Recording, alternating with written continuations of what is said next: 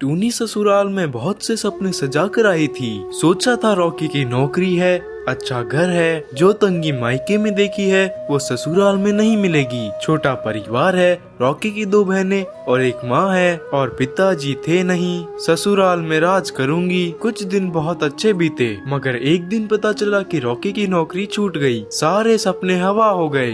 अब हम क्या करें रॉकी, हमारा खर्चा कैसे चलेगा?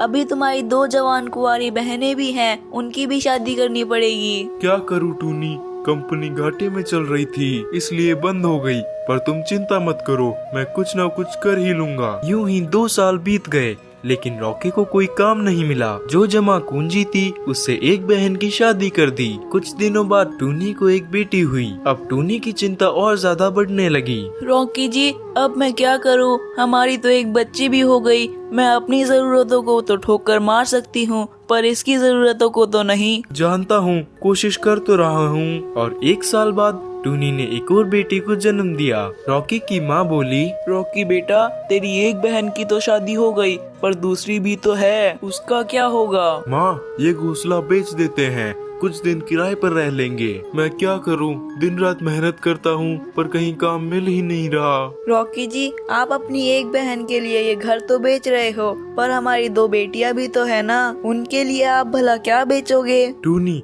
मैं पढ़ा लिखा हूँ, तुम क्या मुझे गंवार समझती हो? मैं ठेला नहीं लगाऊंगा। टूनी रोने लगी और बोली,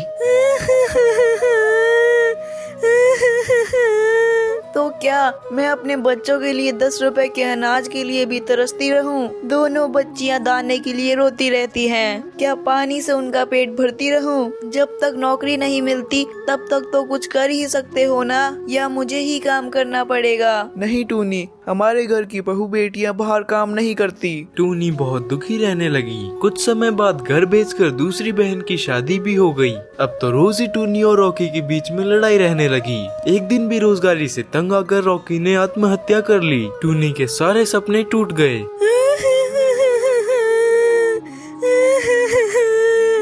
मैं पूरी अकेली हो गई हूँ। अब पूरी जिम्मेदारी टूनी पर थी। आसपास के पक्षी उन्हें गरीब समझकर उन्हें कुछ कपड़े दे दिया करते थे, जिससे उनका घर का किराया चल जाता था। टूनी अपनी सास से बोली, माँ जी, घर को बेचे हुए 2 महीने हो गए हैं और अब सारा पैसा भी खत्म हो चुका है। अब मुझे ही कोई काम करना पड़ेगा। जिस गरीबी में मेरे दिन गुजर रहे हैं, मैं नहीं चाहती मेरी बेटियों के भी दिन उसी गरीबी में गुजरे। मगर तू करेगी क्या बहू? तेरे पास तो पैसे ही नहीं है। कोई काम शुरू करने के लिए पहले पैसे तो चाहिए ना। कोई बात नहीं माँ, कोई तो मदद कर ही देगा। टूनी ने सब रिश्तेदारों से मदद मांगी, पर किसी ने कोई मदद नहीं की। सब यही सोचते थे कि ये इतनी गरीब है, पैसे कहाँ से चुकाएगी। टूनी निराश हो गई और दुखी होकर रोने लगी।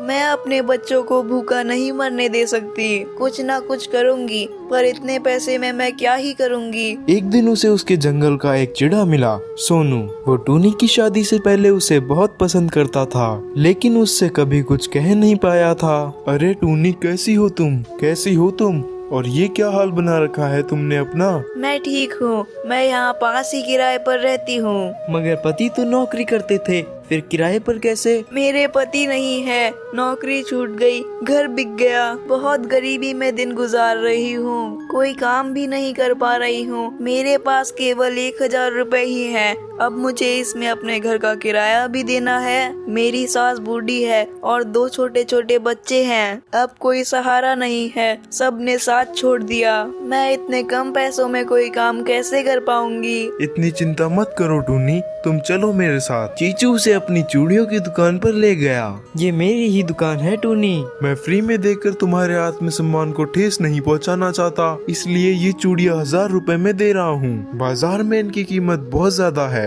मैं तुम्हें ये आधे रेट में दे रहा हूँ। तुम इन्हें 20 दर्जन रुपए में बेचना। पहले कम रुपए में बेचना और जैसे ही मुनाफा दिखे 30 रुपए दर्जन में बेचना। टूनी बहुत खुश हुई क्योंकि उसे उसकी सारी परेशानी का हल मिल गया था। फिर वो चूड़ियाँ बेचने लगी। चूड़ियाँ ले लो, चूड़ियाँ, रंग बिरंगी चूड़ियाँ ले लो।